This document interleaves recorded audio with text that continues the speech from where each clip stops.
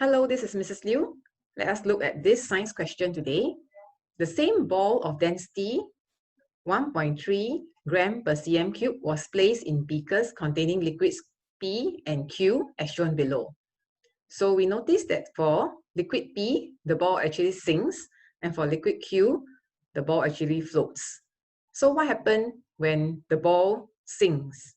That means the ball is actually more dense than P. Okay, so from here we can tell that actually the ball is denser than P. And here, because the ball float on water, so the ball is less dense than Q. Okay, so we can tell that actually P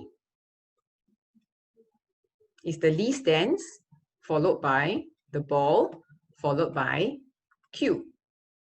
So hence, we know that P is less dense than Q. Is P water? We are not sure. Do they have the same density? Definitely not. If not, they will be in the same position. The ball will be at the same position. And is P denser than Q? No, we can tell that P is less dense than Q. Hence the answer is B. Thank you for joining me. Remember, you are a miracle.